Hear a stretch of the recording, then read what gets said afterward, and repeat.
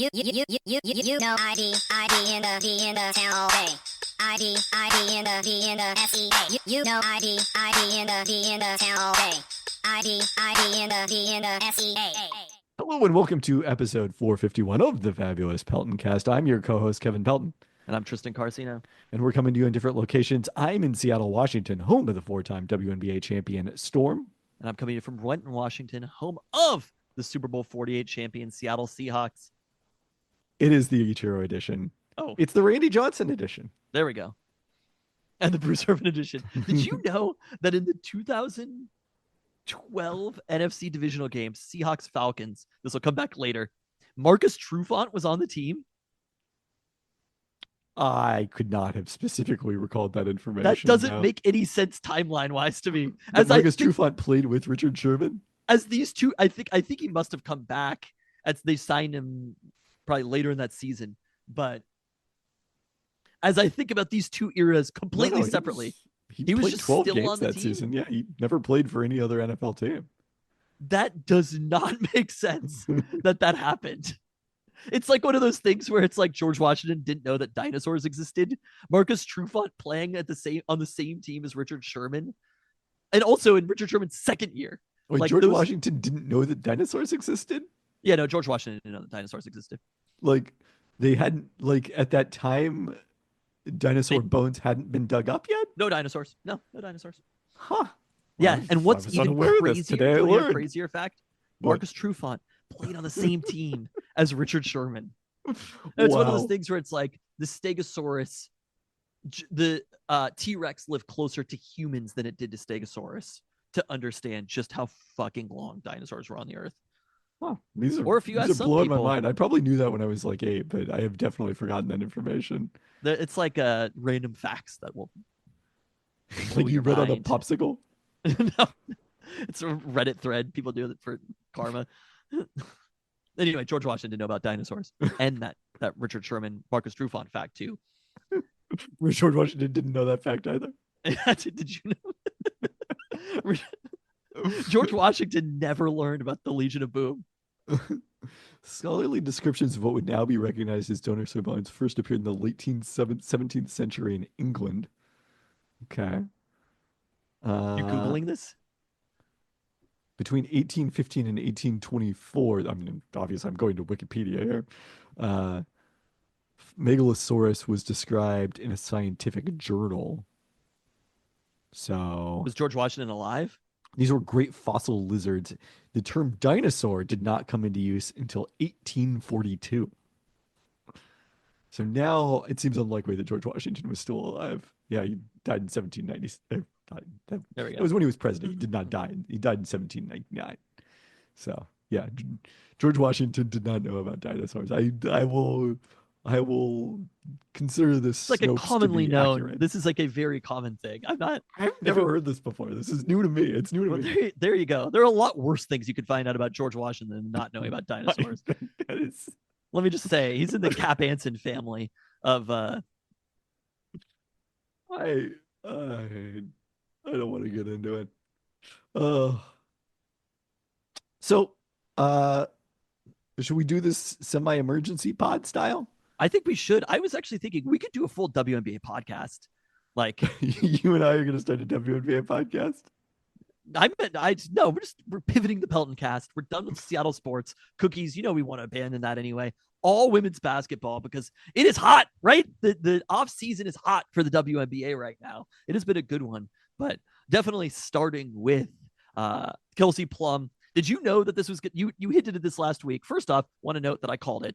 Second off, unless you did correctly guess that no, I did not edit that out. I debated it, but I figured probably the aggregators were not listening to the Peltoncast. It was also just vague enough that, Correct. but I called what team it was with literally no knowledge. And that did you know that also there's only 11 other teams besides the Storm and the Aces. Like your odds weren't that bad. I guess that's true. But did you know that Jewel Loyd was also going to be part of that deal? That was going to be. You had a Yes. general idea of the principles involved.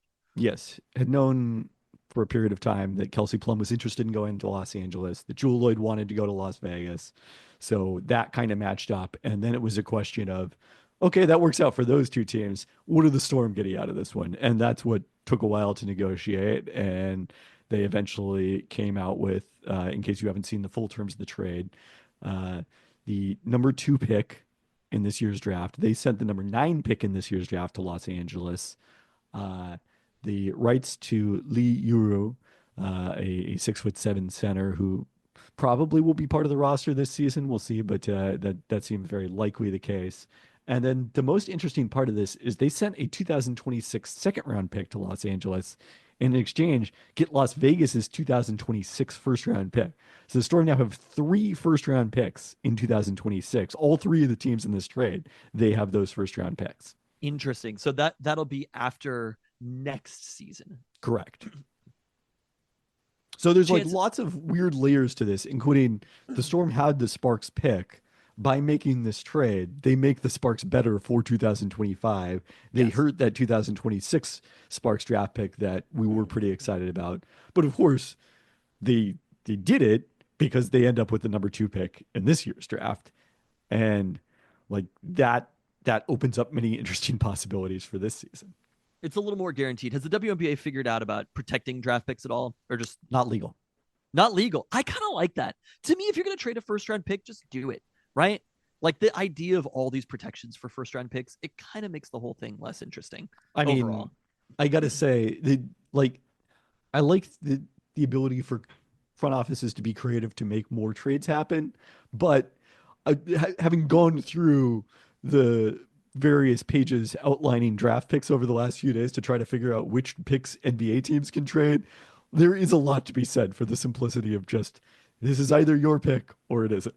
Yeah. Okay, so the second pick in the draft for the Seattle Storm, walk us through what this pick is looking like as of right now. Obviously, before the college basketball season, who's expected to be out there? Who's the second pick? Actually, I don't know if you're aware of this. The college basketball season started before the end of the college basketball. Yes. So there's a number of very talented players who can declare for the 2025 draft. And one of the interesting things about it is the 2 consensus top prospects, Paige Beckers and then Notre Dame guard Olivia Miles, both have an extra year of eligibility due to season-ending injuries, or not season-ending, I guess, in Paige Becker. No, yeah, Paige Beckers did too. Both of them missed an entire season and therefore can come back. It would be a 6th year in Paige Beckers' case, a 5th year in Olivia Miles' case.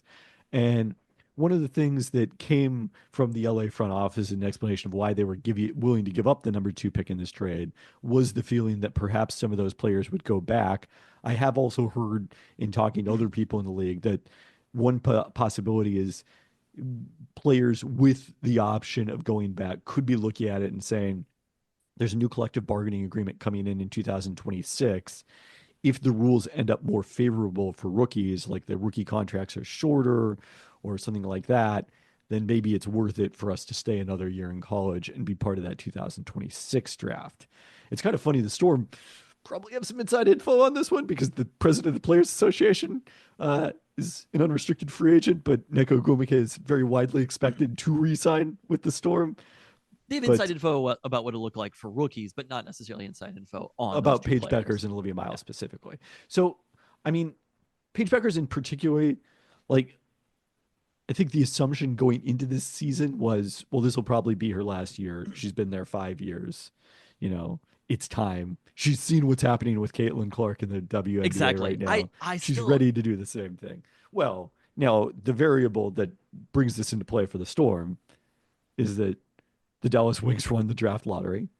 The Dallas Wings have not historically been a franchise that has been very successful in recruiting players, and in fact have seen a number of their free agents look to ask for trades out of there. Alicia Gray re-signed but was traded after 1 year there. We're seeing that right now. Natasha Howard very quickly after the season ruled out any potential of re-signing with the Wings, and Satu Sabali publicly, said that her time in Dallas was at an end, and she's is a core player like Kelsey Plum. The Wings are going to work to trade her to a desired destination. So you put those 2 facts together with the fact that Paige Beckers has a year of eligibility. A number of people have said that she could, quote, like pull an Eli Manning, since that's still like the reference point for refusing to play for the number one team that has the number one pick and asking for a trade. I guess since it Who are was these John people? Elway. Are they all 60-year-olds? Well, John Elway would be the previous reference. Okay. So it's not something that happens a lot, I would say, but I don't think Chris it's a fair Webber do that comparison. also? No, Timely- Weber was requested to trade after his rookie season with the Warriors. Oh, interesting. He was traded as the number one pick, but Yeah, not that's what I at was going to say. That just happened. The Magic just wanted Penny Hardaway, who was the coolest player of the 1990s who did not play for the Sonics. Everybody We'll remember wins. that on a different day. So if like Paige Beckers there's no obligation for her to go in the draft. She could very easily just decide to go back to UConn. But one other potential is that, Beckers could say to the Wings, well, I'm going to go back if you have the pick.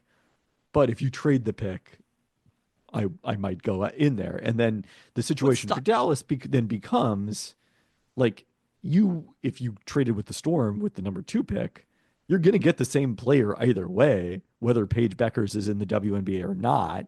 I see what you're saying. You're going to get whatever else you get from the Storm, which now they could hypothetically offer them 5 first-round picks. Okay. I mean, it's nice that it's a possibility. I think the way that we have to view it is assuming that that's not going to happen. Agreed. And I don't want to raise people's expectations. Like I don't want to say that the reason this trade makes sense for the Storm is because of Paige Beckers. It's a complicated set of things that have to happen, and I'm not sure I even buy. I don't necessarily buy that the Wings would do a sort of altruistic trade instead of just being spiteful about it. I mean, I don't think they can afford to be spiteful. They still can select a player with the first pick in the draft, though. Like they can more or less call Paige Beckers' bluff. And if they draft Paige Beckers, all of a sudden the Wings are so the on scenario here is the other scenario we should talk about is you reference sort of not knowing. So I don't know off the top of my head the date when players have to declare, but if you make the Final Four, or even the Elite Eight, basically you have 48 hours after your team's season ends. So it's within that 48 hours to make that negotiation. Obviously, they can backdoor these conversations way before, and everybody knows. All parties know this information. The Wings know that they have the first pick. Paige Beckers can have those and her team, or because college players can have agents now. It's not exactly the same. She does have an agent. Her agent is Lindsay Kagawa-Colas, who is a WNBA super agent, notably Sue Bird's agent. Yeah. So, who knows? Again, that's an interesting possibility, but I think that's a bridge that you cross when you get there. Agreed. And I don't want to, again, set it up that it's only a successful trade for the Storm if they end up with Paige Beckers. I think Paige Beckers is so good that you should do almost whatever it takes to get Paige Beckers. But particularly in the case that she and Olivia Miles both enter the draft and the Storm get Olivia Miles, she's had an awesome season at Notre Dame in her own right and would be a great prospect. And I still think even if neither of them declares. Yeah, who's third? There are 2 more prospects who are legitimate star quality prospects. So probably the consensus third at this point is Kiki Iriafen, who played at Stanford for 3 years, then transferred to USC this year, is playing alongside Juju Watkins. Not someone who excels statistically, kind of a mid-range specialist, but someone who's a very skilled post player. It's kind of funny. We were very close to a scenario where if the Storm had kept number 2 and Paige Beckers isn't in it, the 2 players they would consider would be had Iriafen stayed at Stanford, a Stanford post and a Notre Dame guard, when they have Neko Gumake and Skylar Diggins-Smith, who are a Stanford post and a Notre Dame guard. And then the other prospect we're talking about, well, there's 2 more probably, but the other consensus top prospect is Dominique Malonga, who's a 6'6" center from France. She's playing professionally for Asvel in France. She's playing in the Euro Cup, and this season at age 19 is in the top 10 in the Euro Cup in points and rebounds per game, and just outside the top 10 in blocks. This is a league there are many WNBA players in them, not in the league, not nearly as many as EuroLeague, but She has better per game stats across the board and almost identical minutes than Lee Uru, who the Storm added the rights to in this trade. The Lee is shooting a higher percentage from the field. Okay. So there are definitely options out there. And the other player either worth way, discussing is if the Storm wanted to draft for need, and again, in that scenario where Miles and Beckers aren't available to them, Miles' Notre Dame teammate Sonia Citron is the best kind of wing, I would say, in this draft, and someone who would fit pretty comfortably into the Storm starting lineup as it currently stands. for just out of curiosity, for next season, is Juju Watkins coming out? Is that the anticipation? That would require a change to the eligibility rules in the new Okay, CBA. so you have to be 4 years out of high school or whatever. You don't have to be 4 years, but you have to be either that or turn 22 in the year of the draft. And Juju does not. So that there are, like, notably the other player who has an option to declare this year because of that is Lauren Betts, another Stanford transfer who's at number 1 UCLA, and their best player, but not anticipated that she will enter the draft. I'm a little skeptical about the Paige Becker staying in college thing for another year. The obviously NIL money can be good. She can go get sponsorship deals, things like that. There are reasons to stay there, but there is something to Caitlin Clark's fame, even though it was extraordinarily high at Iowa, got even higher. And again, even if the rookie deals are better, starting that clock sooner, it's one of those things where, like with college quarterbacks, people Well, are that's like, why the length of the rookie contract would be the reason to is do that it. you could get toward your second deal faster if it's a shorter rookie contract. I mean, maybe if they did 3 years instead of 4, then it would be the equivalent whether you came out now or came out in 2026 in that scenario. I don't know that I think that's a likely scenario, but it is one of the things players are going to weigh. There's a thing with college quarterbacks where people are like, oh, well, these quarterbacks are, Carson Beck is making way more money than Bo Nix right now or whatever. And it's just like, okay, like this thing that you're talking about, which is very temporary. There aren't contracts in the same way. Like Bo Nix has a contract for this period of time. If things go well, Bo Nix can make more money than imaginable in college still. And it's kind of like, I still don't buy that the college money is going to outweigh professional money long term if you're as good as Paige Beckers almost anyway. Especially also, because if you're like Paige Beckers, people will compare the NIL income to the WNBA salary. And obviously, that's not remotely comparable at this point. Like Paige Beckers is going to make most of her money outside of her WNBA salary, even next year when the cap goes up. But those NIL doesn't go away when Paige Beckers goes to the WNBA. But I also think sponsorship deals can get even bigger being in the WNBA as well. Like playing professional basketball is always going to increase your level of fame. I don't know about always, because I mean the Final Four does draw a lot of attention. It's still we're at this tipping point right now. College is ahead of the WNBA, but we're right at the intersection. We're at the 1980 after Magic and Larry have gone from the Final Four to playing in the championship game to the NBA right now. You know what I mean? Like we know when you look at the Lakers and the Celtics, what they mean is so vastly more than what the UCLA Bruins mean, or UConn, or even UNC. Things like that. Like I don't know if I'd necessarily say that, but it matters more in the NBA. And we're at this point that the WNBA championships are going to matter a lot more over the next 5 years than they will probably matter almost ever. In a way that the WNBA, just the popularity is increasing so quickly right now. Even this, where I said we could do a WNBA podcast, we could have a successful WNBA podcast. Because again, the Transact is going up so much faster. I'm getting push notifications about WNBA trades and signings now. Like the whole climate is changing very, very quickly right now in the WNBA. And to me, if you're somebody like Paige Beckers and you're looking at this, getting to there in this moment that there's clearly something happening in the WNBA, it's becoming a much bigger league right now. Getting there faster is almost always going to be better than playing another year at UConn where it's kind of the same. Yeah, I mean, and then look, there are other factors that could be involved. If UConn wins a national championship, could be a factor. I think the Wings Paige hasn't done that. Had the Wings ever been good? Have the Wings ever had a star player? I mean, they've had various stars. Skylar Diggins-Smith Liz Cambage, Arike Ogunbowale, Asatu Savali. Again, They've it's never just had anybody at the next level, though. They've had star players, but they've never had extraordinarily famous players. no. I mean, I don't And think it matters at this point. Like Paige Becker's, the fame is going to come to her, not the but no, other that's way what I'm around. saying. This is if I'm Paige Beckers, I'm saying Dallas is a big fucking city, right? I understand culturally, maybe it's not the same as some of these other cities, but if you can go be if it's Luca and Paige Beckers in Dallas, I think that's a big deal. Honestly, I think it might not be the worst decision. I don't know how the franchise is run, Why are but you trying to talk Paige Beckers out of this? I into coming to Seattle, I'm just saying out of this thing, this Imaginary Eli thing. Manning thing.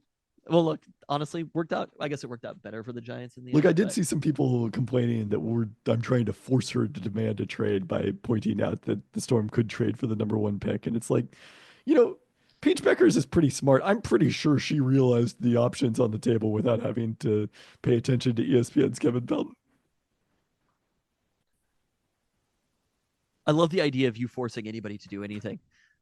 I'm like, if you think I have that much influence, why don't any of the teams do all these things I suggest? Yeah. Well, only Paige Beckers is paying attention. She's like, I can do what?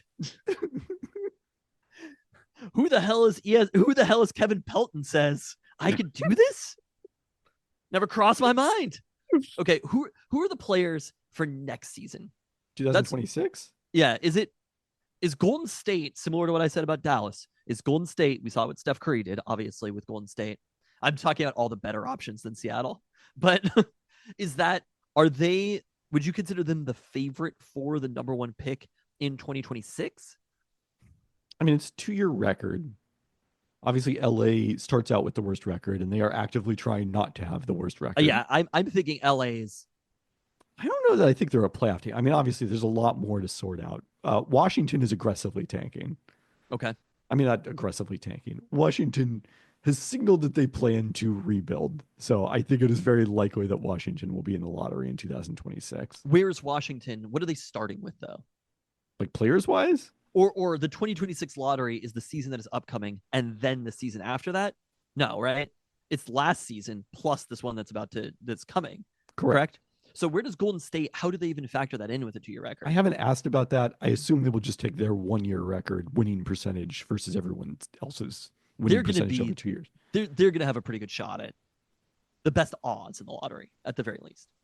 I mean, it's interesting because when the Valkyries drafted very few players under contract in the expansion draft, the assumption was they feel really good about their chances in free agency. Lately, the sense has not been that the Valkyries are going to be as aggressive in free agency. And I do think it's maybe tied to wanting to be high in the 2026 lottery. Yeah, why? Why would you, for what? You know, I guess bringing fans in season 1, I guess I sort of understand it. But giving them a reason to be excited. The fans are going to be there. But that is maybe the reason the Valkyries can do it, is they've already sold all the tickets. The thing about, this is not a pro tanking argument, but the thing about the women's basketball season, WNBA season, is it's so much easier to go through a tank because of how much shorter it is than an NBA season. To go through a full NBA season tanking is like, good God. But for a WNBA season, it's a little bit easier to stomach if there's this idea that on the other end, I still think Paige Beckers is coming out this year, Storm wings otherwise, but that there's this idea of there's a superstar waiting on the other side. And WNBA superstars are just historically so much surer things than even the number also 1 pick in the probably NBA draft. It's probably going to change long term what it means.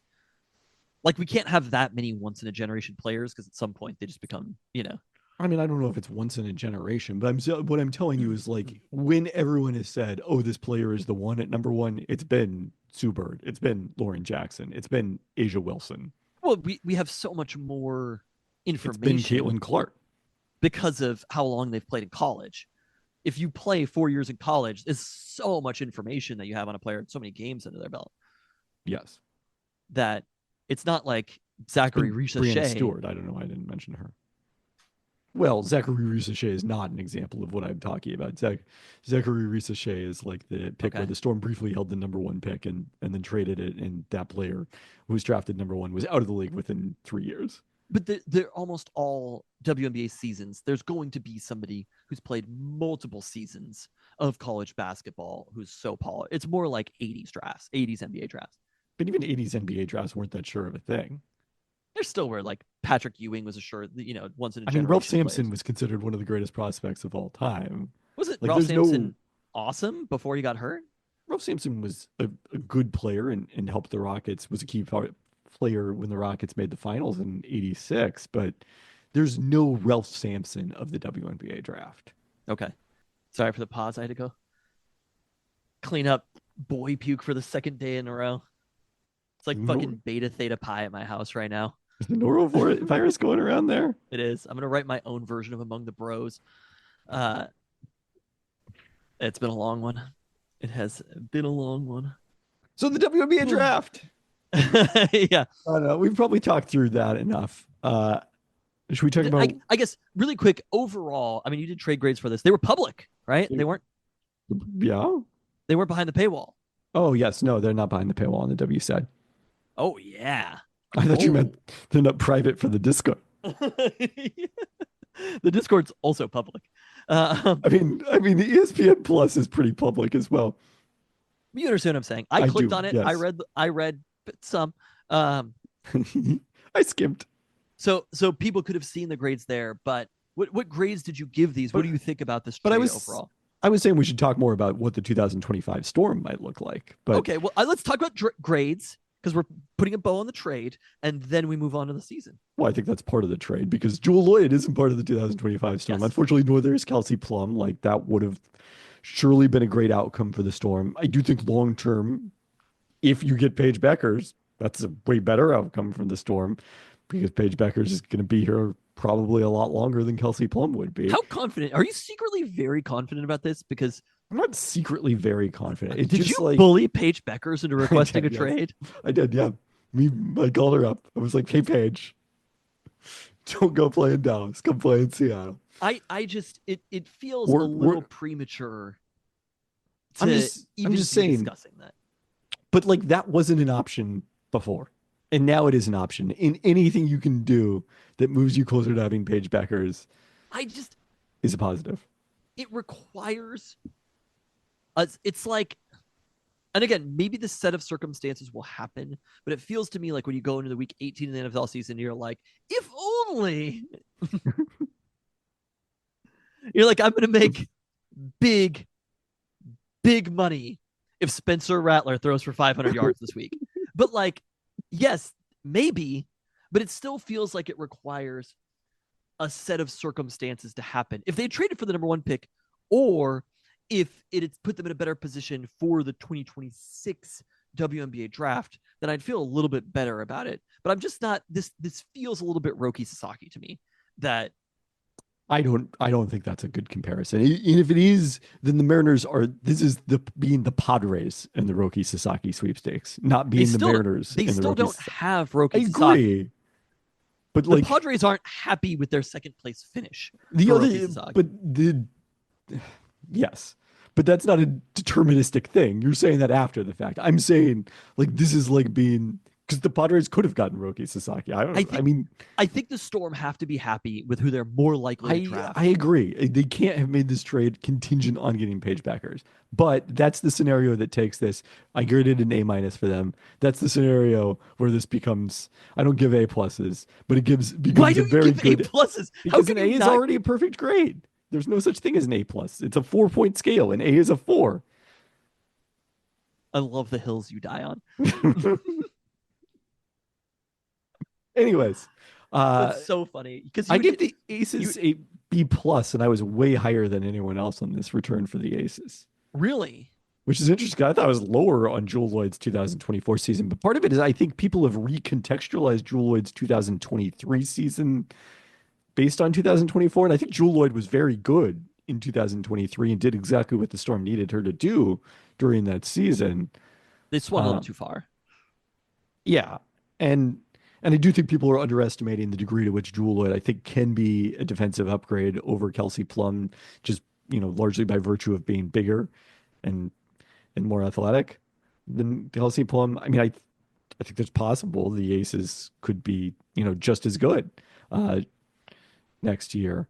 So that would be good. The Sparks, I gave them a B minus. I mean, from a value standpoint, would you rather have 4 years of the number two pick, even if it's not Olivia Miles, or Kelsey Plum for 1 year at the Supermax, plus trying to re-sign her with everybody else next year? Like, she's probably going to stay in LA, but as we often talk about, she'll be relatively fairly paid, as opposed to this number two pick that you can underpay on their rookie contract. I would probably rather have the number two pick, but I also get the Sparks have had a time getting stars. They've had a lot of stars going the opposite direction, including Nneka Ogwumike. I get if somebody says, "Hey, I want to come play in LA," and fits well with Cameron Brink and Rakia Jackson. Their two top four picks last year, one of whom came from the Storm's pick. Like, obviously, I get why they would do that. That's a pretty good young team. So you're not convinced that the Sparks are a playoff team next year, though. So you think I mean, the maybe they Storm- are, and maybe they are. I mean, they have no shooting guards at this point, or no point guards at this point. Like, Okay, then what about the Storm in the 2025 season? Are they a playoff team? I think probably so. So what does this trade mean for the current season? Because they're going to have this player on their team, whoever they, assuming they make a pick. I mean, they with could this- still also trade the pick depending on how things play out, and add some veterans with it, which is like the scenario I went through in the Hoop Stats mock off season. The difference just being, even if I got up to three, which is one of the picks I was trying to trade for, I didn't think that would. And also, I had Dallas in that, so that's a scenario that doesn't happen in real life. I wasn't going to trade Paige Beckers to myself, but like two, I wouldn't trade unless it became clear you don't have a chance of getting Paige Beckers. But they could trade it for veterans. But what you have right now, I think the expectation is they'll re-sign Gabby Williams in addition to Nneka Ogwumike, Gabby Williams having been cored. So you have them two, Ezzy Magbagor, Skylar Diggins-Smith, and Jordan Horston. That's your five-player core right now. Clearly, you need a lot of shooting to go with that group. And unfortunately, this is not a free agent class that is really deep on shooting at the shooting guard position, or even small forward to a degree. So it'll be interesting to see how they handle that. Courtney Vandersloot is a name that's going to come up. She was talking about her being recruited at the Unrivaled offseason league that's going on, and Is said she that a free agent? she's an unrestricted free agent, yeah, and almost certainly Interesting. not going back to New York because her role was diminished at the end of last season. She came off the bench for them as they won the championship during the playoffs. She joked that it would help her in recruiting to bring a six-pack of IPAs. So that is one of the most Seattle things I have ever heard a WNBA player say. So we'll see if Courtney Vandersloot. I mean, obviously, like, not an ideal fit with Skylar Diggins-Smith. They're both point guards. How But- good is Courtney Vandersloot at this point? She had kind of a She's getting down older. 2004. It was a difficult year for her. Her mother 24. passed away after a battle with cancer. So not terribly surprising. And she didn't shoot the three well in her 2 years in New York after shooting the three reasonably well during her time in Chicago. And, if you're going to play her with Skylar Diggins-Smith, you need her to shoot the three better. But Because she's going to basically be an off-ball guard at that point. a lot of the time, yeah. I mean, you'd interchange the two of them when they're on the court together. And obviously they would, she would take point guard duties when Diggins-Smith is on the bench. But then you've also got Gabby Williams as someone who can handle the ball. So yeah, it would be important for her to be able to shoot. But, she's probably talent-wise about as well as you're going to do in that spot. I mean, I wouldn't rule out a return of Alicia Clark. I haven't, heard that, but that would be kind of a logical 3-and-D option for the Storm. We'll see. Besides that, who else could be in the mix? I was going to say, is Courtney Vandersloot the best player to ever play in the Kent School District? Like the best basketball player? Tari Eason, is Tari Eason better? I guess Courtney Vandersloot's better. Did Tari Eason play in the Kent School District? Maybe not. Maybe he didn't. Tari Eason's been pretty awesome this year, but no, he's nowhere near as good as Courtney Vandersloot. He's never been an all-star or anything like that. I thought Tari Eason was Federal Way, though. Federal Way and Garfield. Okay. Okay, yeah. We'll unveil our Kent School District power rankings at a later day. Shouts to Josh Smith, Who was he? Oh, Gary Bell was the other guy who was at Kent Ridge when Josh Smith was at Kentwood. Kentwood. Gary Bill was Yeah, at Kent Ridge. Crazy.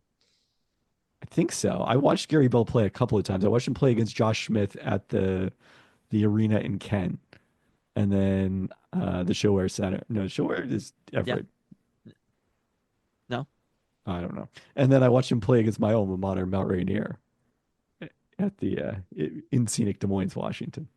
The I mean, Courtney Natisha Vandersloot's Heideman's another name I've heard, another undersized point guard, but a really good. She's probably the best shooter available in free agency, I would These say. are all pretty big signings, though, that we're talking about. Yeah, I mean, they have the I cap don't space to go out understand why and Courtney sign one Vandersloot would more. sign anywhere else.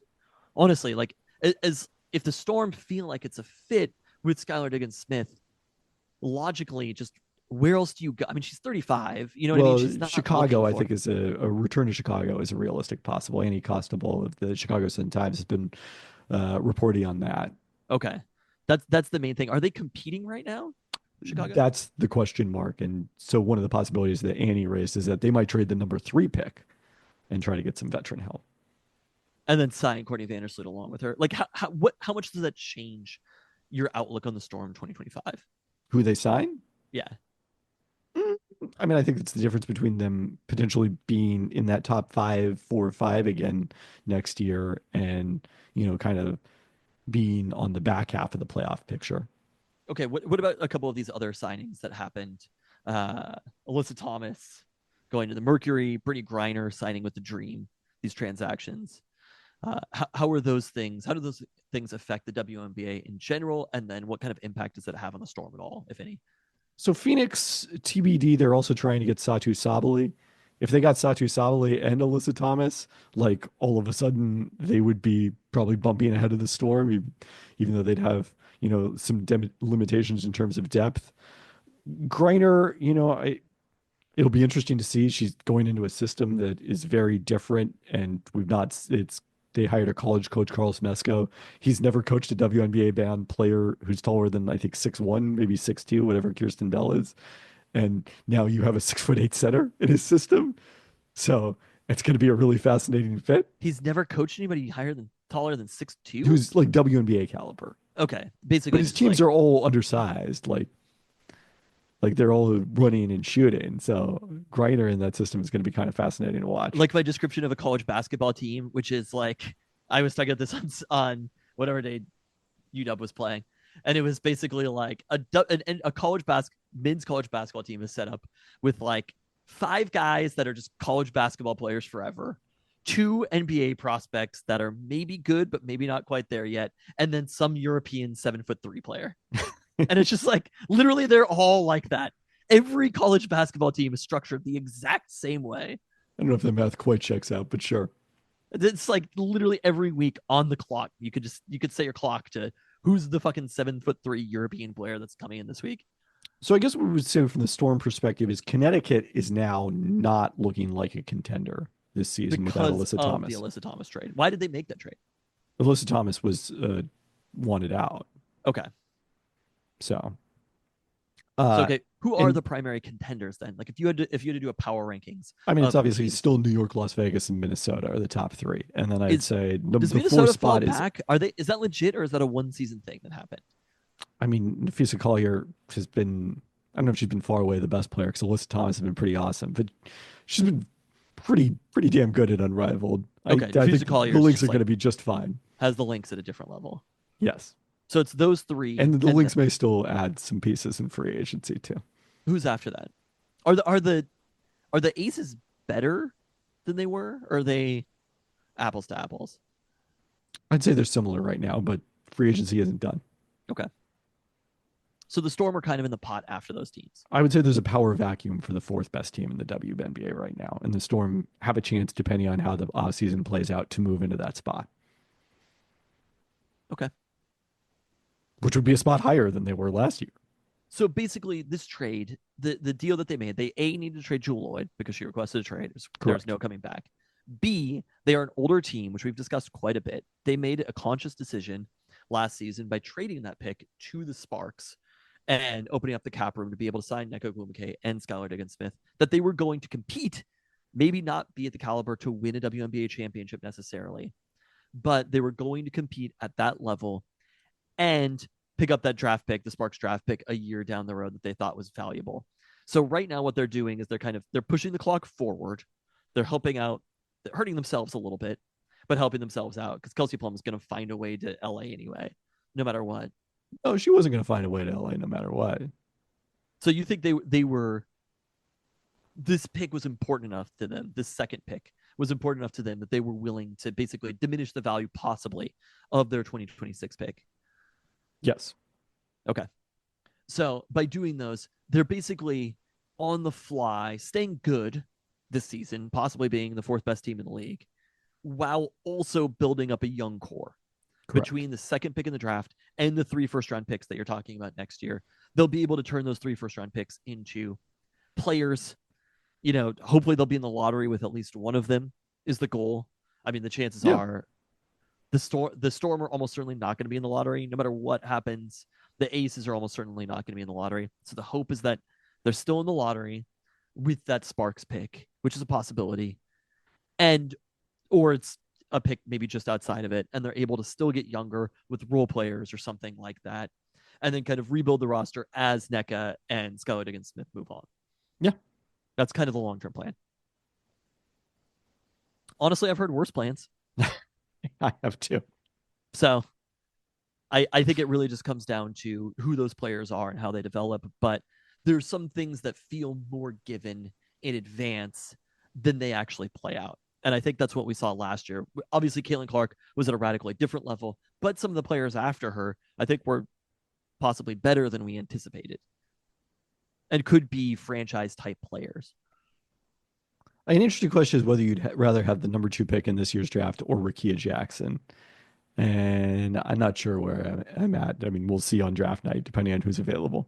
But Rickea Jackson was the 3rd pick last year, right?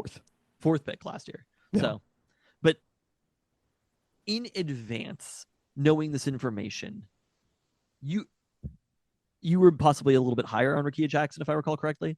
No. You were low on Rickea Jackson. Yes. Rickea Jackson exceeded your expectations. Yes, although I would also say that I don't think she played as well as people think she played. Okay. But process-wise, you would assume that whoever they get with the second pick, you're probably going to be more excited about than Rickea Jackson before heading to their first season of the WNBA. I would say that Kiki Iriafen is kind of in a similar boat to Rickea Jackson in that they're hoopers. Is that the Notre Dame player? No, that's the USC post player. Okay, the Notre Dame player, though, you would be more excited about. Olivia Miles, great basketball IQ, has shot the 3 well this year, so could play in an off-ball role playing with Skylar Diggins-Smith. She'd be an awesome fit. Is she a star? Is she a superstar? More star than superstar. Okay. The other thing I should mention, the Storm last picked higher than 9th in 2019 when they took Jordan Canada at number 5. And since then, they've traded away 2 top 5 picks, including last year's number 4. So it'll be interesting if they keep this pick. It'll be the highest in a while. It's a thing to pay attention to also, though, knowing that that's kind of in their DNA. Yeah. And that I think that's the other thing that it gave them was they probably don't know what they're going to do with it yet. They're maybe going to hope that Paige Beckers, the star you talked about, that's obviously goal number 1. Paige Becker just doesn't want to play. Comes out, doesn't want to play in Dallas. Whatever. That's goal number 1. Goal number 2 is have a lot of flexibility. And the number 2 pick gives you flexibility. So maybe they kick it down the road. I don't know. It's interesting. It's been a fun week of off season so far for the WNBA. It has. It's been busy and more to come with Satou Sabally. All right, let's get into the toast this week. We start on a sad note by remembering Carol James, the wife of the late Don James, who died Sunday at age 92. Don James was the dog father, so therefore Carol James was the dog mother. A lot of pieces this week talking about kind of the influence that she had on Don James and on the Husky program, including her famous recruiting brunches every Sunday where the Jameses would host prospective recruits at their home and she would cook for everybody, a large group of people every week. So, someone who was certainly will be fondly remembered by the UW athletic community and Husky fans everywhere. And congrats here to new Raiders coach Pete Carroll. Hello. You should have boldly predicted it. Did you boldly predict it? No, I didn't boldly predict it. I think I might have mentioned that I felt like there was a chance for Pete Carroll with the Raiders. Maybe that was last week. Oh But yeah, you were like I thought Ben Johnson was going to the Raiders, and I was a believer in Pete Carroll to the Bears, but we instead had those flip flopped. this is awesome. There's no matter how it goes, if it goes badly, we're far enough removed from it. But if it goes great, it is going to be so much fun. Pete Carroll kind of just fits as the Raiders head coach. It works. He's got Raiders attitude. I love that Marshawn is there. They're the only team that can move different places and still keep the exact same culture and fan base. It is incredible. The Raiders are always the Raiders.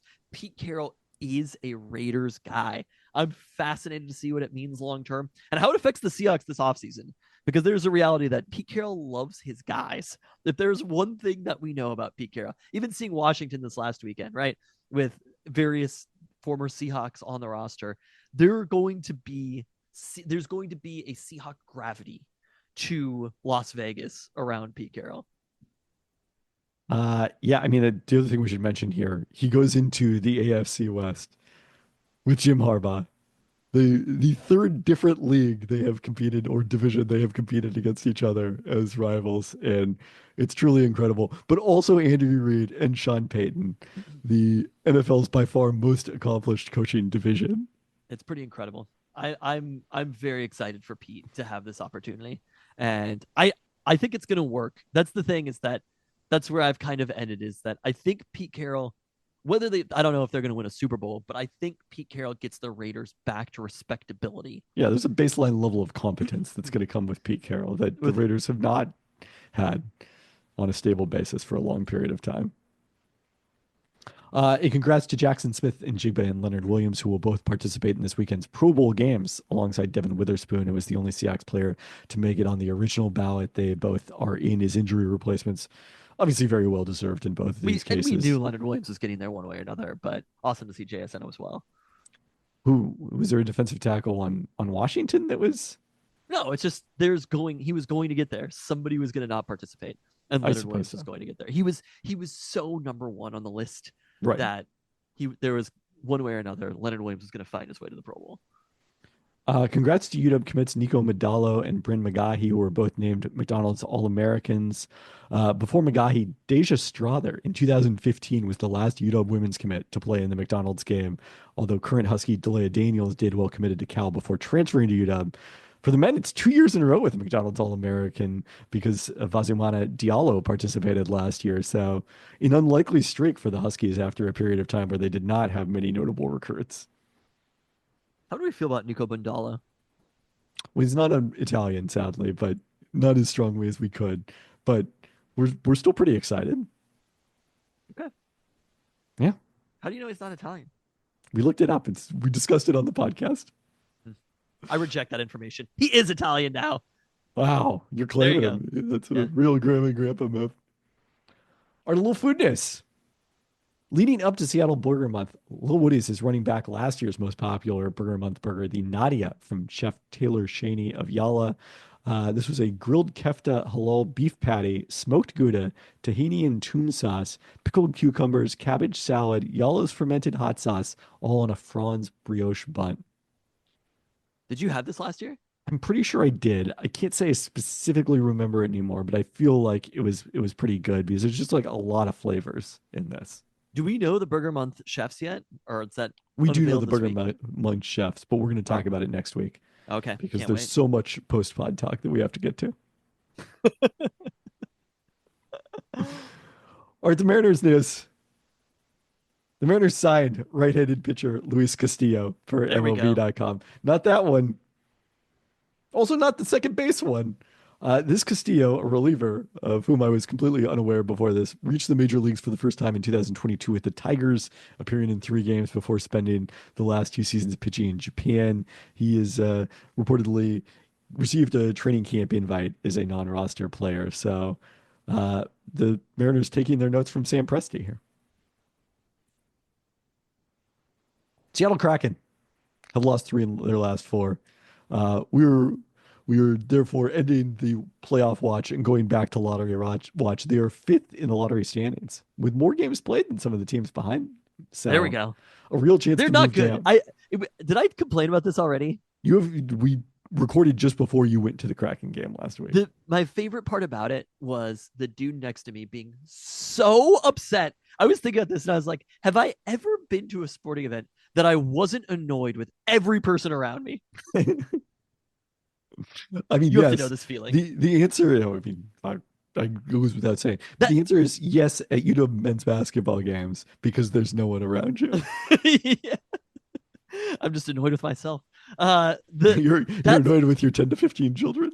that's why our setup at UW football is so incredible that we love all of the people around us. It's like that is a unique thing to find. And if you find something like that you could go to sporting events routinely and you like the people around you, hang on to that with your life. But the dude next to me is just like so the Kraken are playing the Capitals. We're the best team in NHL, right?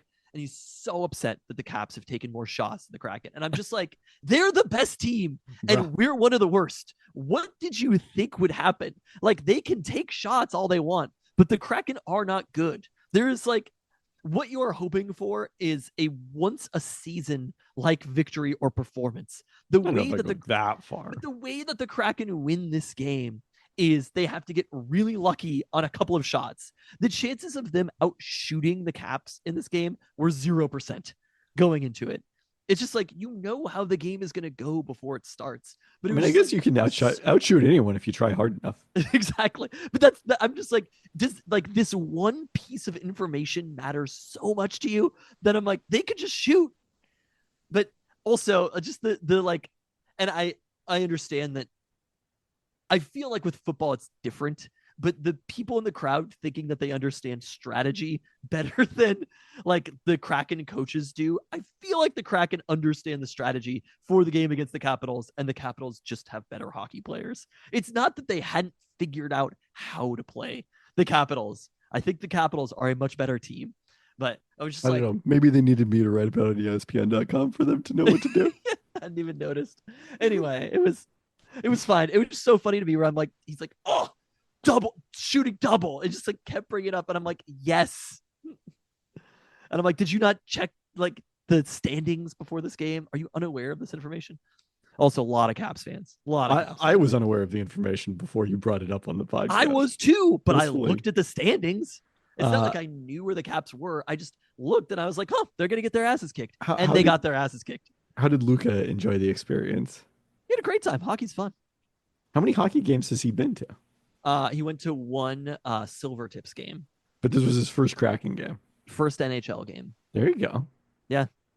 All right. That's all I have to say about hockey. Seattle Sounders officially signed Kim Keehee. He offers veteran depth at center back in his second stint with the Sounders, having played for the team in 2018 and 2019, including starting at center back as the Sounders beat Toronto in the 2019 MLS Cup final. Kim subsequently returned to his native Korea to play in the K-League One the past 5 years, including a previous appearance in the FIFA Club World Cup. He'll be bringing some experience in that to the Sounders. At age 35, slots in behind starters Ymar Gomez Andrade and Jackson Reagan, but always a spot where you like to have some experience depth. We also learned under the new qualification rules, the Sounders will participate in Leagues Cup this summer, but not U.S. Open Cup. So that's the release a tiny bit of their scheduled fixture with them also set to compete in the FIFA Club World Cup and the CONCACAF Champions Cup this summer.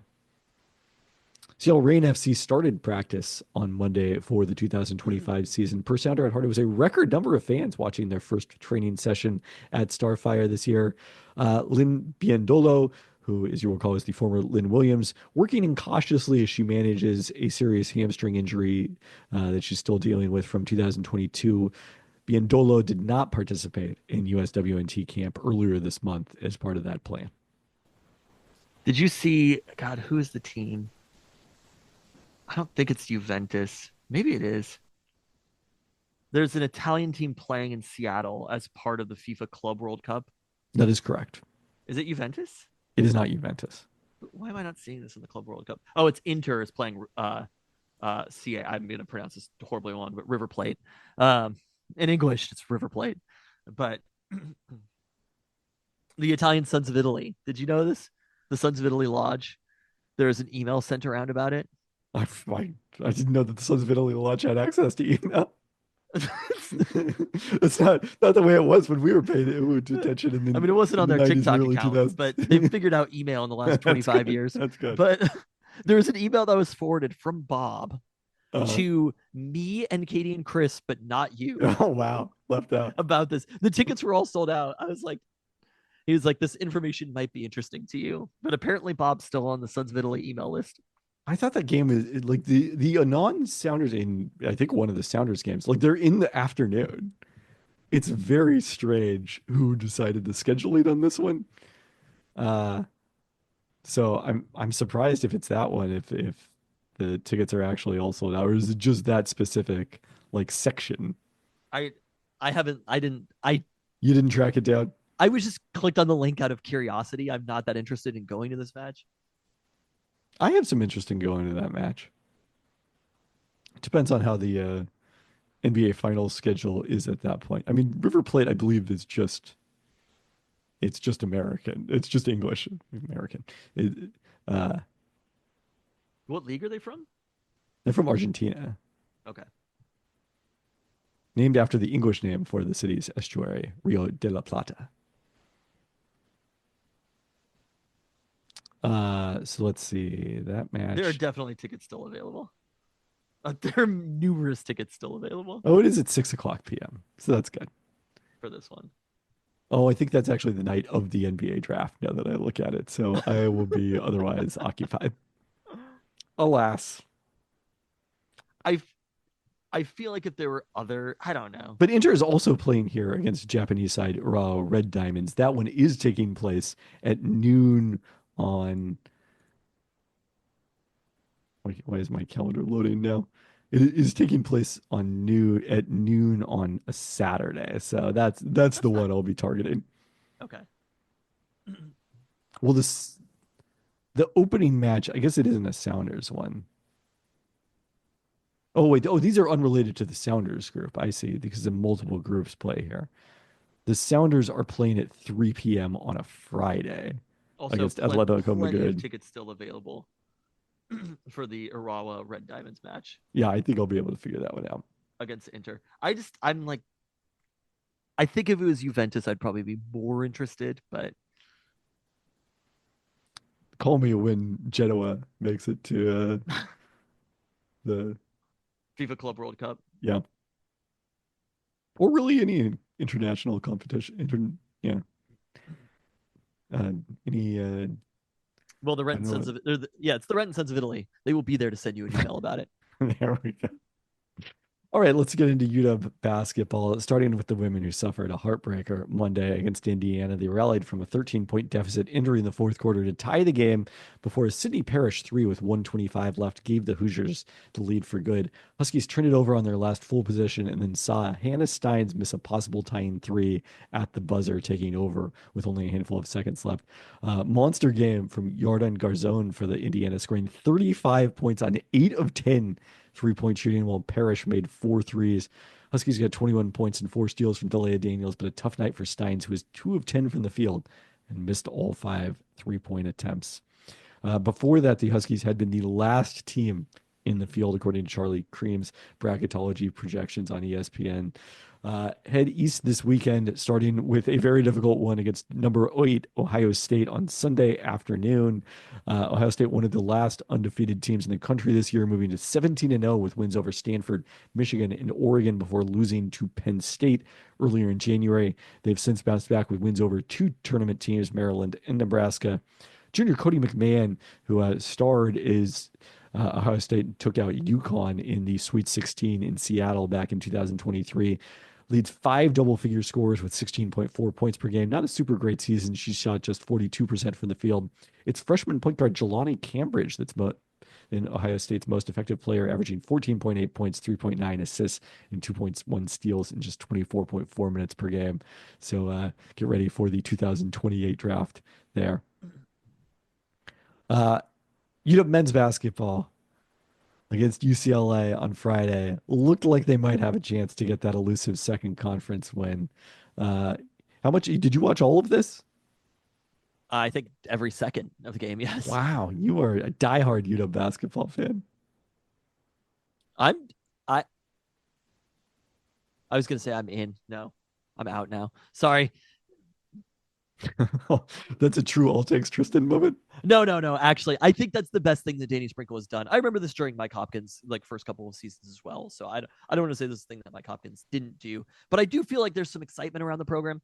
Watching the games, it feels like, hey, we might be building something, rather than there reached a point near the end of the Mike Hopkins tenure where it was like, well, they're still playing games, but I do feel like, compounded with the Big Ten schedule, having players that I now know every player fairly well. I know their strengths and weaknesses after watching enough of the games that I'm like, I have opinions on it. So it's been fun overall. The outcomes have been less fun.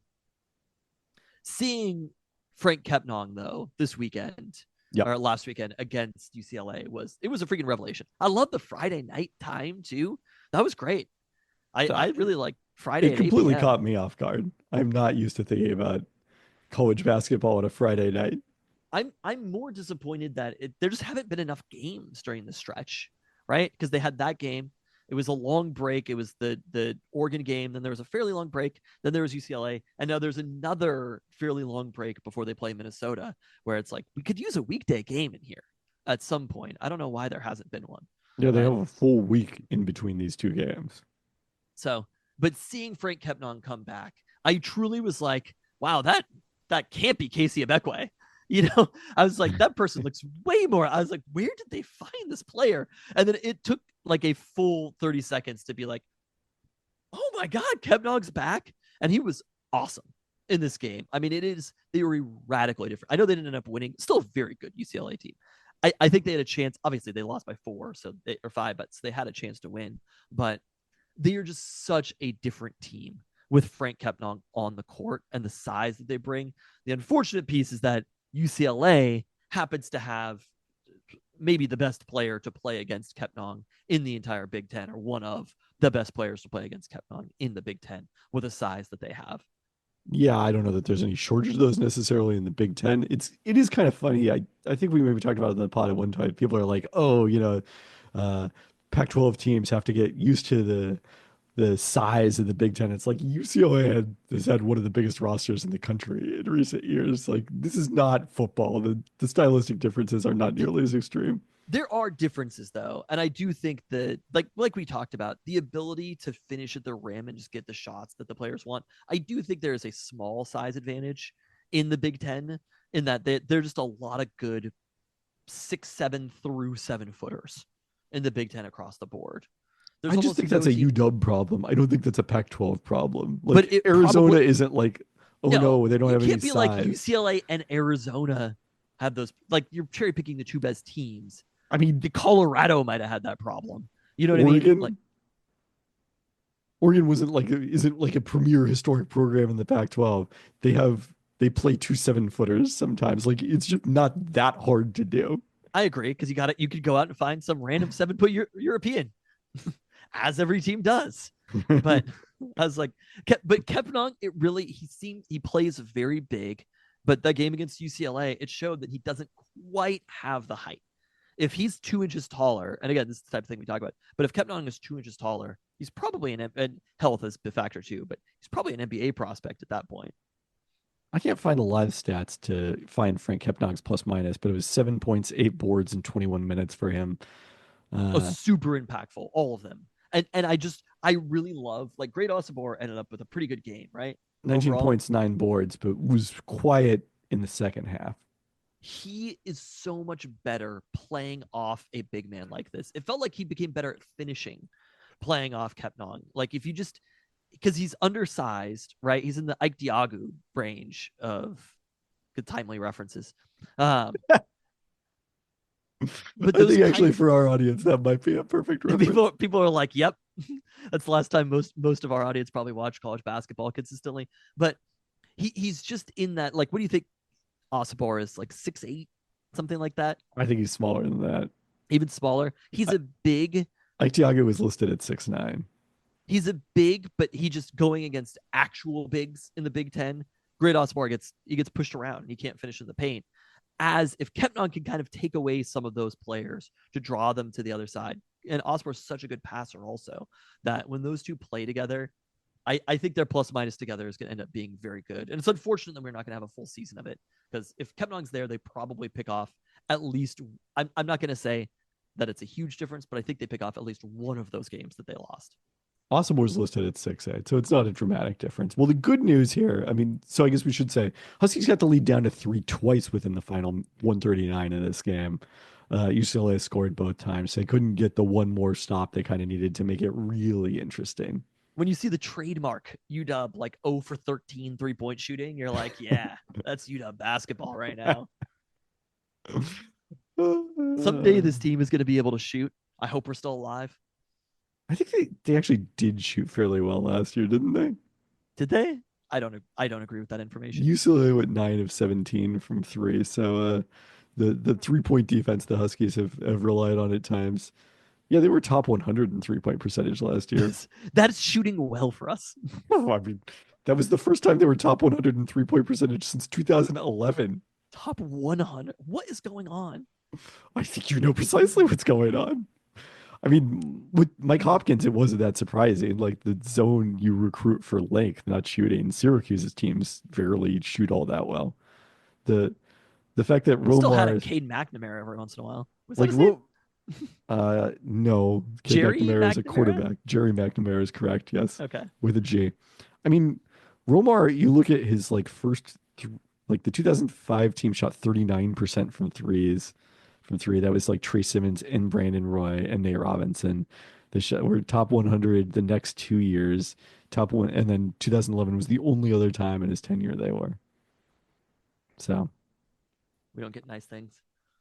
finally though, we do get a reprieve from the schedule this weekend. Minnesota ranked number 94 on Ken Palm, 17th in the Big Ten, ahead of only UW. Their offense has been acceptable in conference play, but only Iowa is allowing more points per possessions. This is one of the slowest teams in college basketball, also near the bottom in foul shooting at 64%. Minnesota went just 8-5 in non-conference, only one win over a top 100 team, but then did win 3 in a row in conference play before losing Tuesday at Michigan State by 22. An OT win over Michigan at Iowa, and then I have listed another win over Iowa, but seems unlikely they played a home and home at that point in the schedule. The last of those wins came over Oregon. So some pretty good resume wins for Minnesota. A little bit of a confusing stretch there. Their best player is their center, Dawson Garcia, who is averaging 19.7 points, 7.4 rebounds. They have no other top 100 recruits or players averaging more than 11.5 points per game. So this will be a good one for Frank Kepnong to be able to stay on the court and match up with Garcia. Hope so. It's 47.7 field goal percentage. That's pretty good, right, for Zoom? It's solid. I mean, he's not someone who's adding a lot of threes in terms of an efficiency standpoint, so he's below average in true shooting percentage. But, you know, I see. for a freshman guard, you could do a lot worse. Okay. 50% on 2s. Our little UW football news, Tulane quarterback Kai Horton is transferring to UW per on 3.com. One of those things that's maybe only in news because it's a transfer. Horton was a backup during 4 years with the Green Wave. He started 2 games in 2023 in place of injured starter Michael Pratt, going 15 of 37 for 231 yards, an interception and a loss to Ole Miss, and then 12 of 19 for 186 yards and 2 touchdowns in a win over Southern Miss. Then lost a battle for the starting job last year to breakout star Darian Mensah and fell to 3rd on the depth chart, throwing just 1 pass all season. Along with holdover Shea Kuykendall gives the Huskies 2 experienced backups, although incoming freshmen Dash Byerly and Keeney McMillan could still beat them out for the number 2 job behind Damon Williams Jr. All right, Seahawks. They got their guy, Clint Kubiak, after Hank Fraley withdrew from his candidacy to stay with the Lions as their run game coordinator. It'd be interesting to know if Hank Fraley really was going to get the job or not. But my instead, gut tells me I don't think so. After seeing the job that he got with the Lions, if it was offensive coordinator for the Lions, I think right. Yes. I feel like Hank Fraley's agent did some work on that one. Tanner Engstrand in the mix for the Jets OC job, apparently. Why would he? Is that I mean, maybe he just wants to go with Aaron Glenn.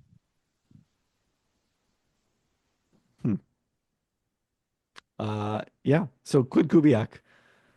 Uh, this stuck out as kind of the logical choice, I would say, all along in terms of someone who has experience play calling, but was in the league last year and, only lost his job in New Orleans because the coaching change that's still ongoing there, not necessarily because the results started the season strong We offensively, didn't toast to extremely Brian strong. Schottenheimer. We only toasted to Pete Carroll. I guess that's true.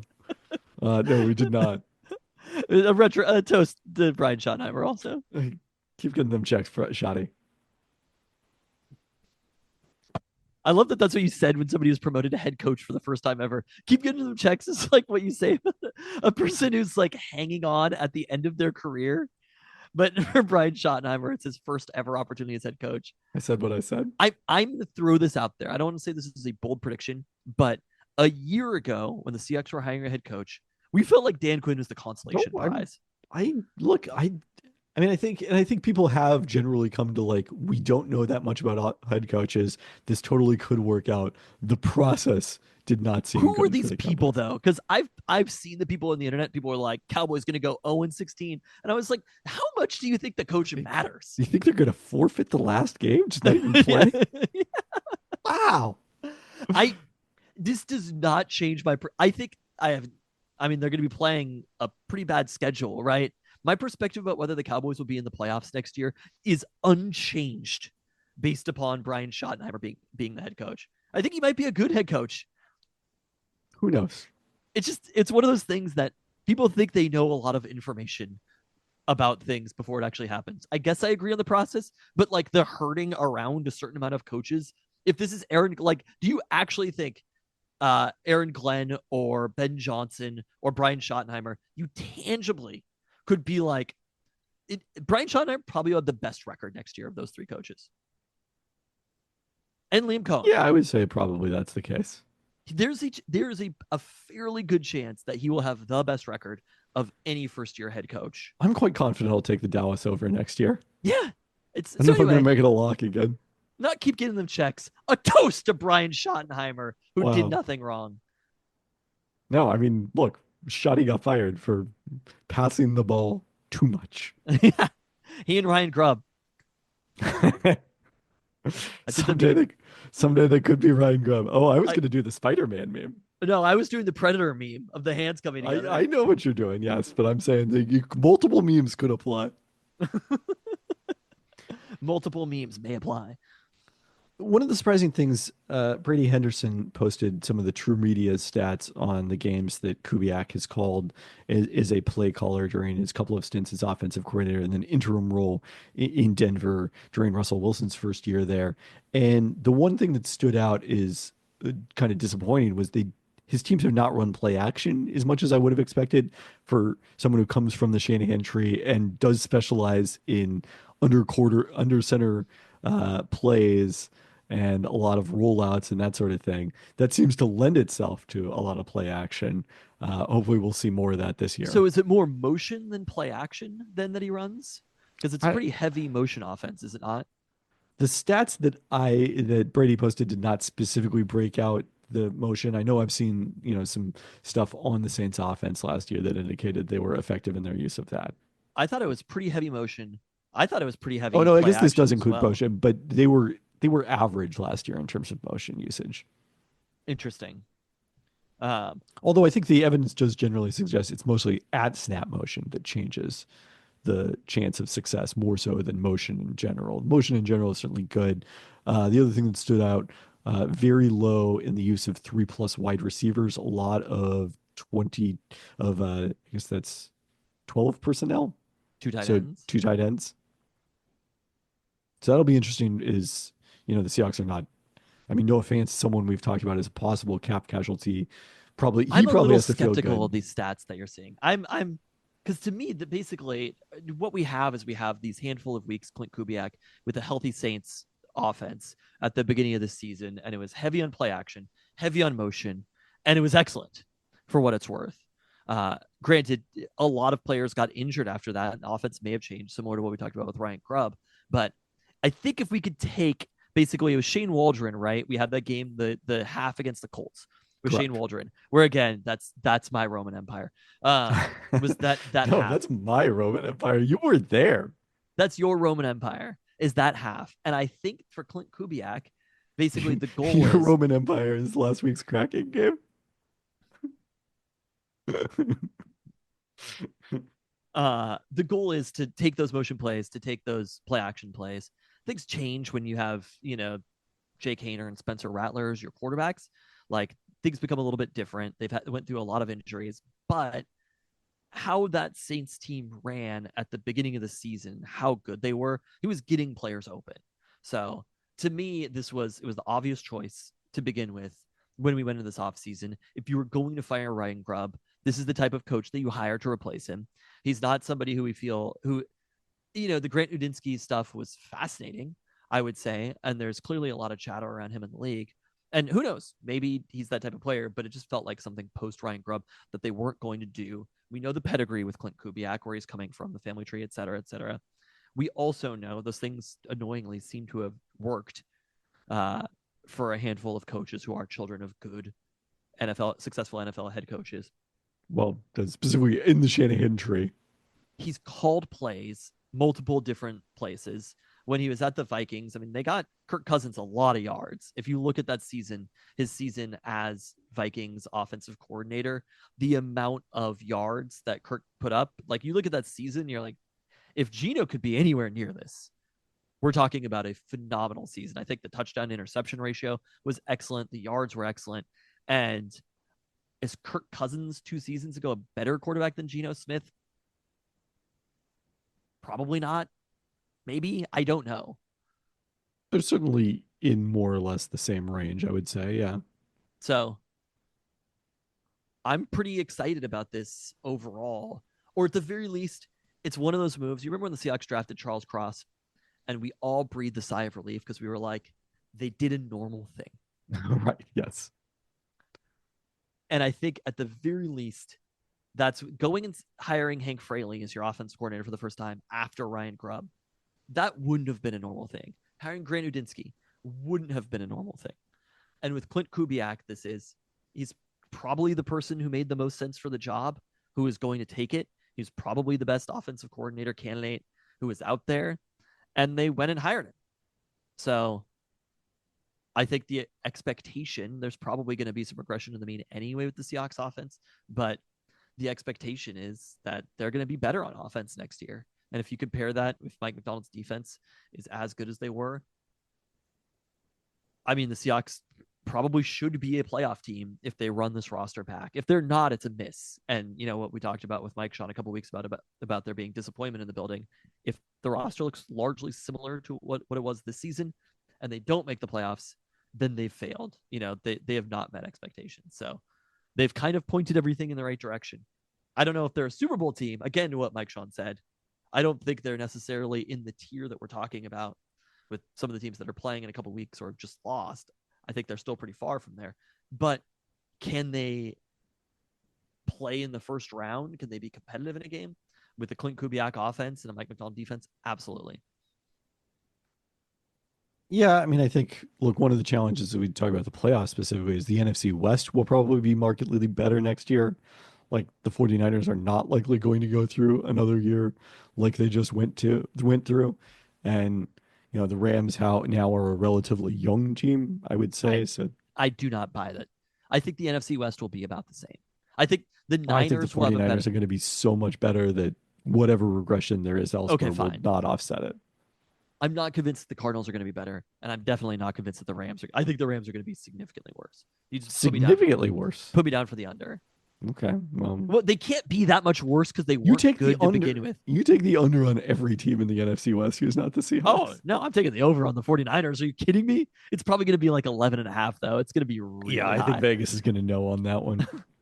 But I will say, too, Kirk Cousins passed for a lot of yards. It was actually very slightly his lowest yards per game out of that 3-year span from 2020 through 2022. Offense was about the same as it was the next year when, you'll recall, I believe was 2022 was the year that they won the NFC North. With Kevin O'Connell, right? Yeah. So the offense was about the same. They won the NFC North. Kevin O'Connell got a lot of praise for it, but the offensive stat, like what was DVOA that year? I'm just looking at EPA per play. They were 18th in offense. They were 17th the Kubiak year. They were 11th the year before that. I'm not sure who was calling the offense at that point. Let me see if I have The year that before Clint Kubiak. information. That was, well, Gary Kubiak. Wait, really? Yeah, Handed it off to his son? handed it off. Huh? The other piece that I was thinking about Clint Kubiak is that season with the Vikings, they were 17th. That's just Ryan Grubb's season. Correct. And I think that people underestimate. It takes a few years to figure it out, right? You have to see this over and over and over again and see how things work and refine these plays and understand the little wrinkles. I like that this is Clint Kubiak's third offensive coordinator job because there comes a time, I mean, there's a lot of coaches that it's not going to happen, especially in the coordinator position. It's not going to happen right away. And if it does, you probably hit on something outside of the coordinator's ability overall. So I like that Clint Kubiak has had a couple of different places. He's been in a couple of different offenses.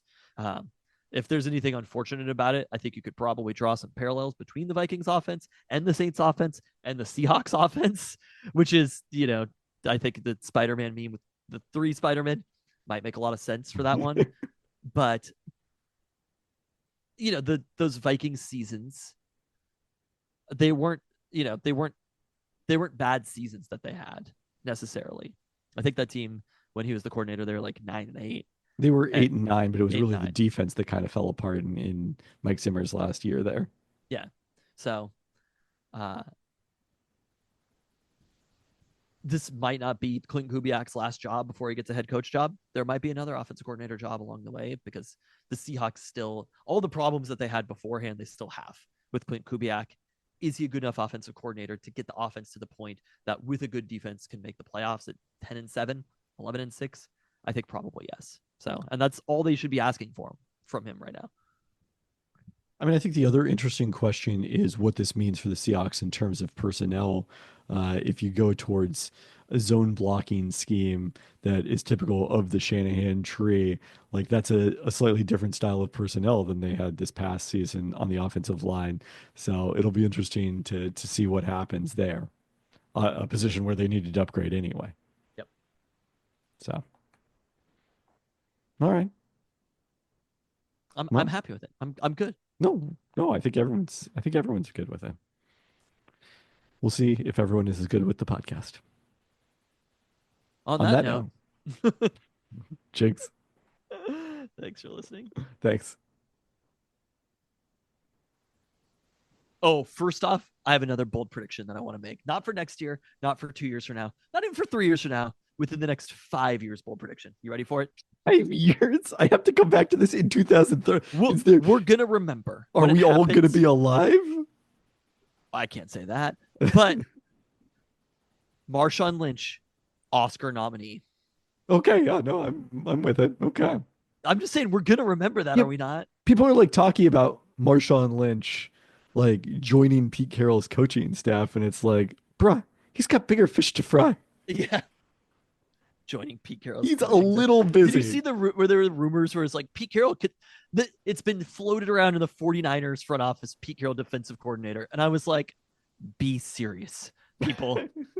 Can you imagine Pete Carroll answering to somebody else? Just like, it's not going to happen. Like punk ass kid Kyle Shanahan. Exactly. I was going to say, can I imagine Pete Carroll answering to someone else? I mean, he did do this once upon a time after he had been a head coach, but not after different. He was Pete Carroll. Exactly. And it was for George Seifert. I'm not saying that Pete Carroll can't ever be managed in his life. Oh, Pete Carroll's Pete unmanageable. Carroll can't ever be managed again in his life. Probably not, and definitely He's done. not. At some point, you reach an age where you're done being managed. Definitely not by the son of one of his coaching contemporaries. I'm just telling you, just like I saw that and I was like, be serious, y'all. Be serious. A name could be floated around or whatever. Pete Carroll's name cannot be floated for defensive coordinator unless somehow the head coach is even older than Pete Carroll. If you find a head coach that's older Bill than Belichick. Pete Carroll, I mean, but even then, can you imagine? No. Like they would come to blows. I'm confident of it. That's why Jed Fish has to be there to intercede between the two of them. He's the one man who can bridge the Are they both divide. on the Husky coaching staff? And which coordinator is Pete Carroll and Bill Belichick? Both co-defensive coordinators like Liam Inge. One of them coordinates against pass plays. One of them coordinates against run plays. Both probably pretty ineffectively. Oh no, Anyway, that's a good bold prediction, isn't it? that's a great bold prediction. It's so funny that people are mad. I'm happy you deleted the Oscar talk last week. It's because I never know it's deleted until people talk about it. And when people are mad about it, and I was like, what you mean to say is Mad is strong. thank you. Thank you. Mad There's is so many very times strong. that people mean to say either thank you or you're welcome. And what comes out is deleted Oscar talk. Did mom call you tonight? No, why? Oh, she called me twice while I was at dinner. So like I picked up the second time after I had, when Where were you like at she dinner? immediately called back. Din Tai Fung Okay. at South Center. Uh, immediately called back to inform me that she had eaten something that tasted so horribly. She was concerned that it might make her ill. It was a 2 phone call bad meal. It What was it? was a bad item. What was it? It was something from Costco. I know, I'm Wow. shocked too, but like From the it Costco wasn't food like court, or like she purchased it at Costco and heated it up? she purchased it at Costco and heated it up. What? You don't know what it was?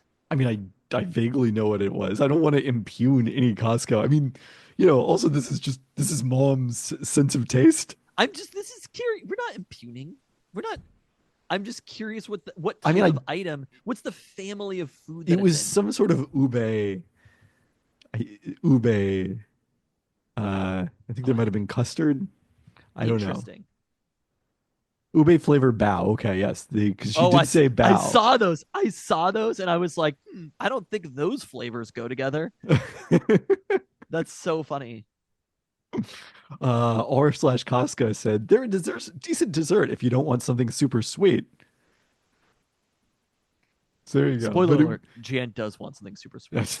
that is true, but just like it wasn't like, oh, this smelled bad or anything. It was just like, this tasted so horrible, it might make me sick. I'm gonna have to delete this if mom does get sick. Oh, it's funny. Kayleen was at a birthday party over the weekend, and one of the people there was like, "All right, let's be real. How much is everybody spending at Costco per trip?" Which, first off, I love the energy. I mean, there are so many things to get into here, but most of all, just like you've reached the stage of your life where you trade notes about your Costco trips with other parents. I wasn't there. I wasn't there for this. He was the only This was dude the royal also. you. But I'm about it. And the numbers are like that people said were ridiculous. What would you say, actually, out of curiosity? Your For average me personally, average per trip.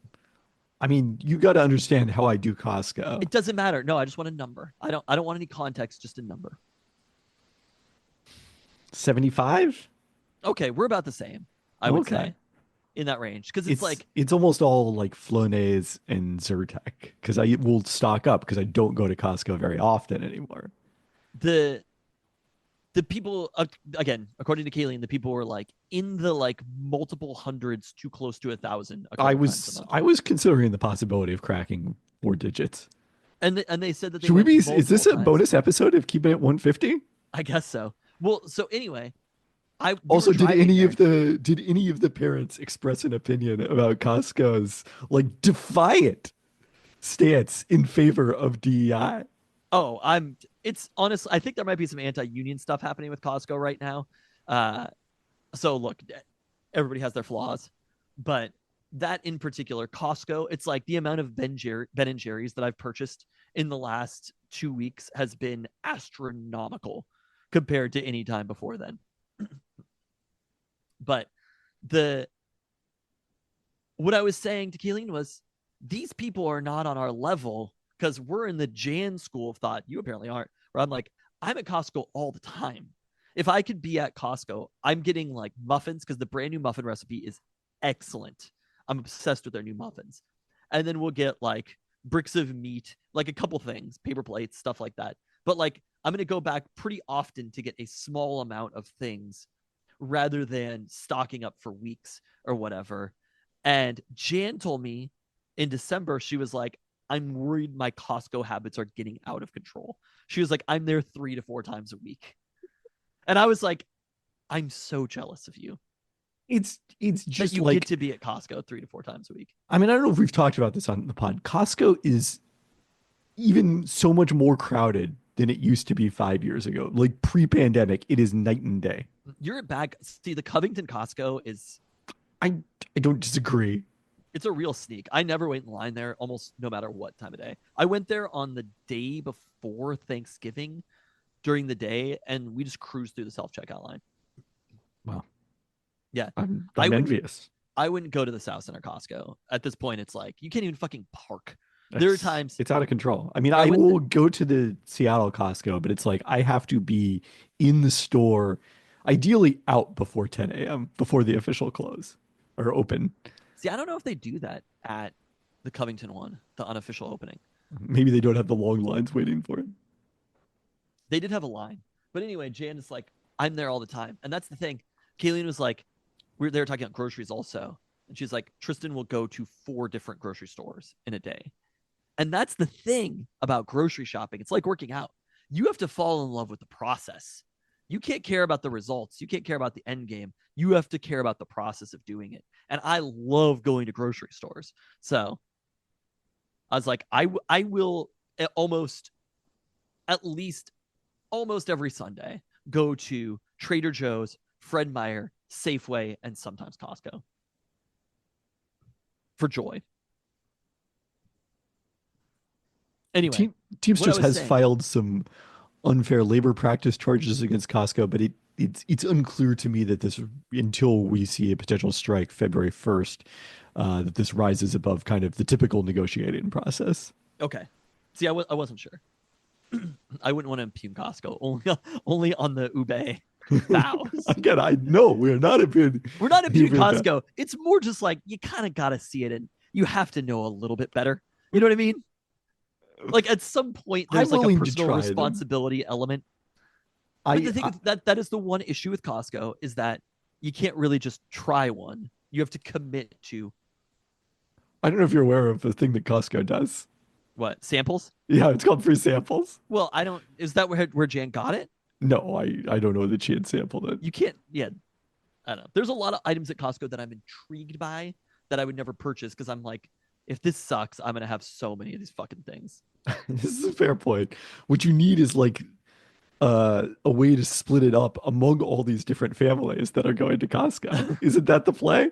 Yeah, there we go. Like you purchase one thing and they purchase something else, going and to you Costco all for try these a people. few of them. I'm just like, I need to be my own personal neighborhood Instacart. They're like, I want these things, and I'm like, I'm good, especially if you paid me. I actually, we were at Costco, and I was like, it's the year of the snake, Kayleen, and I was like, that's great news for me. Wait, why? I just, I align with the snake. I align with the snake. I do. It was a thought that I had. I was like, I'm gonna have a good year. I align with the snake. She was like, because you're a Slytherin, and I was like, I think I'm actually this. Not to all takes Tristan. Snakes get a bad rap. I think I am probably. I guess you were one with the snake when the garter snake was placed on your head on Easter. There we go. I think I'm actually you're the ox the year that I was born, but like snake. I was gonna say I'm a Slytherin, but maybe actually Gryffindor in Harry Potter terms, which I do not understand. Do not correct me. But I'm not gonna correct you. I think I might just be pure Slytherin, even all the way down to I look like fucking Draco Malfoy right now. You know what I mean? This is part of why you liked Kobe. I do not understand what I'm talking about. Do not correct me. Oh, wow. I almost the fabulous Peltoncast. I do not understand what I'm talking about. Please don't correct me. I feel uncomfortable even talking about the entire IP. But the funniest thing that it's very off topic. I'm not familiar with the IP. But wait, what was I saying? Anyway, I think we should have topics for the post show talk. And the topic that I had was, I think we should specifically choose a let's remember something. Because you were talking about TRL on The the Discord. music channel on the Discord, which you're not on the Discord. What are you doing? Honestly, if you've made it this far in the podcast, you're probably on the Discord. Welcome Aaron Robertson to the Discord. Hello. Was there a new person in the Discord? Yeah, Did they go into the introductions page? they did. Okay, I love that. Wow, I got to You check know, that out. you know Aaron Robertson, a fixture in Peltoncast fantasy I even sports. see. Look at that, Aaron, right there. Yeah. One-time fantasy football champ. Well, hello, welcome, Aaron Robertson. Well, there's a lot of stuff over there. Wow, I don't like that photo myself very well. me neither, Franklin. Anyway, so I was thinking we should remember a thing, and TRL was such a perfect thing to remember. It is, yes. The thing should ideally be from between 1994 and 2004. You don't need to say that. That's water finds its level. Okay. I had all sorts of things though, where I was, God, that photo is not good. It's What is not that particularly dang- flattering. Where is that from? It's from one of the live pods. Don't look like Draco Malfoy there. I reject it completely. Oh no, it's from Talkin' Taco Time actually. Oh, when we did the The one with King King 5? Five. Yeah. If only I had a mustache. So anyway, I thought TRL was a good one. The other one was, do you know how people say like my Roman Empire is? Do you know about talking about things like your Roman Empire? And I was going to Yes. ask which of the two Seahawks teams that could be your Roman Empire is yours? Because I think to me, it's the 2011 Seahawks more than it is the 2015 Seahawks, if I'm remembering these correctly. So 2015 being the year the Seahawks actually peaked Uh-huh. because Russell Wilson was so good over the second half of that season. And then 2011 being like, they were the best team in the league, in my opinion. We're talking 2012? They won in 13-14 is the Super Bowls. Okay. Correct. So then it was 12.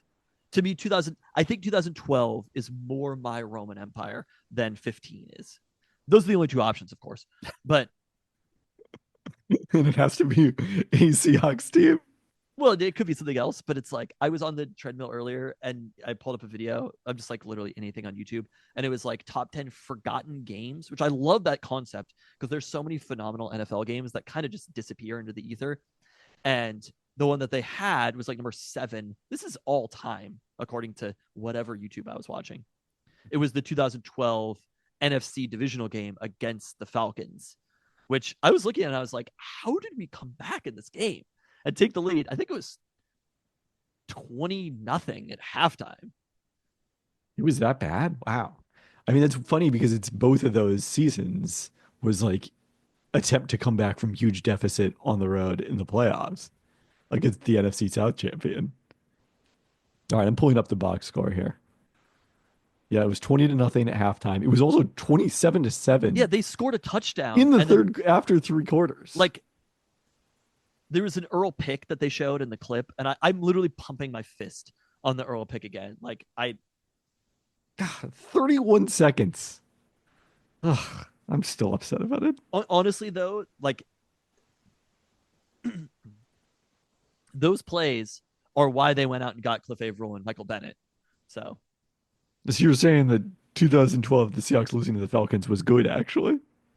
I mean, Otherwise, they probably wouldn't have considered signing Cliff Averill and Michael Bennett to below market contracts. it's just kind of wild that it was even possible. But I there agree. was a lot of Zach Miller in that game. 8 catches for 142 yards and 9 targets. Wow. Is that funny? Baldwin was only 1 catch for 6 yards for Dougie B. You could have given me 1,000 guesses who the Seahawks leading receiver in that game was. I probably wouldn't have got there. No, I'm sure I would have eventually. The way that Michael Turner and Jaquiz Rogers gashed that defense is like they definitely needed Cliff Averill and Michael Bennett, but they'd gotten beaten up in pass rush in the previous week. But I'm telling you, this team Julio Jones had an interception. Was this on the final play of Yes. overtime or There was a or Hail the second Mary half? after the Of course, field goal. the There's first- still time left on the clock. Yeah, that's wild. There was still 8 seconds left. Okay, well, we've remembered that now. Anyway, let's talk about TRL next week. Yeah, We'll have we're a already topic. we're already like 15 minutes into the post pod talk.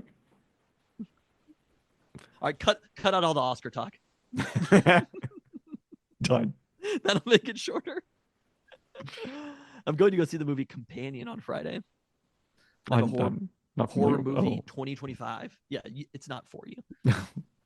Anyway, I just full like year. how is it that we have fucking AI and everything we do online is tracked, and yet I still have to watch ads for horror movies? What, like, how does that make sense? If there was like one good thing that my data constantly being tracked could do, it would be to not show me ads for movies that I will never under any circumstances see. And yet, that low bar we cannot clear. We could put a man on the moon. It's an interesting take. Bruce Irvin edition.